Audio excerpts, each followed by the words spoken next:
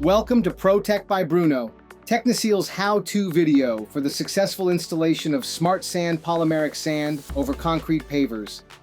SmartSand is ideal for jointing interlocking pavers on residential driveways, walkways, and patios, as well as non-vehicular commercial projects.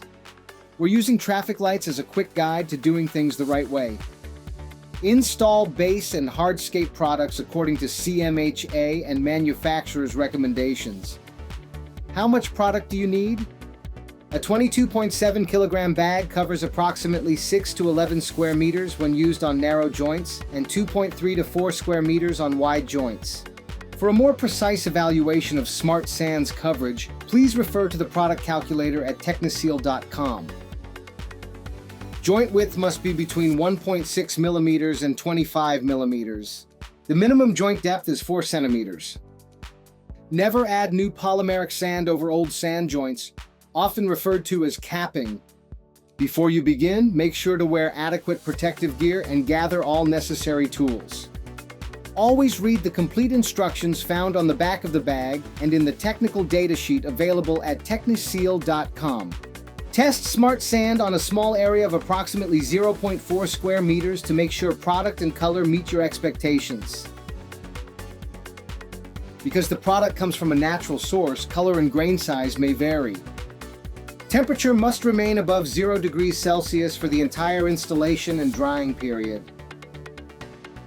While SmartSand can withstand an unexpected rain 60 minutes after its installation, 24 to 48 hours without rain after installation is optimal for a durable and long-lasting result.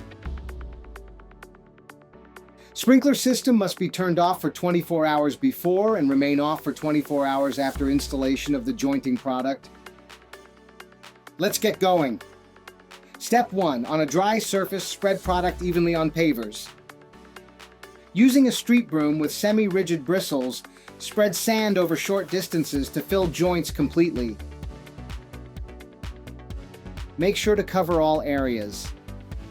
Step 2. Pass a plate compactor or paver roller compactor over the entire surface to fully firm up the joints. Protect the surface during compaction with a Teflon-coated plate or paving pad on the plate compactor, or opt for a paver roller compactor equipped with rubber-coated or nylon rollers. Proceed in a systematic and organized manner to compact all areas. Hand tamper may be needed in restricted areas where using heavier equipment may not be possible. Compaction is an essential step that brings sand and binders closer together, preventing binder washout and accelerating the drying process while generating a denser, stronger joint. Mechanical compaction is mandatory when using SmartSand polymeric sand. Failure to do so may compromise joint integrity and performance.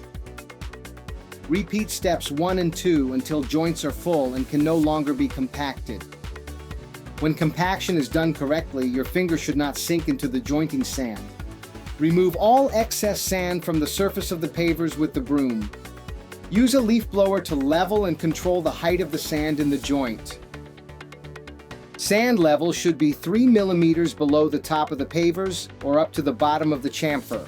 Failure to have recessed joints could lead to premature joint degradation.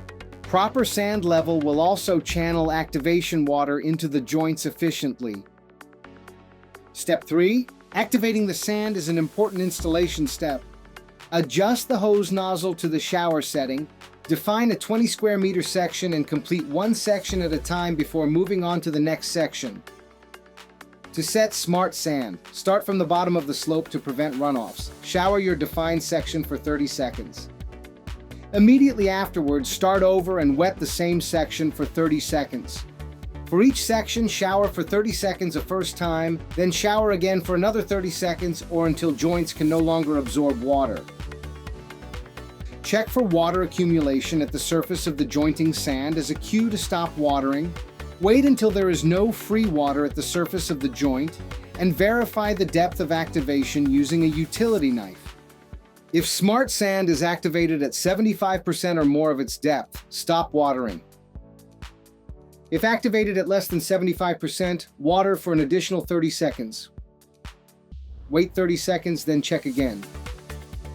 On textured pavers, as soon as wetting is completed, Use a leaf blower to blow the excess water off the surface of the pavers and into the joints. This will remove any standing water and prevent any polymeric haze or whitish veil from forming. Move on to the next section. Identify another 20 square meter section and repeat the activation steps. Avoid overwatering, as this will significantly lengthen the curing time and may compromise product performance.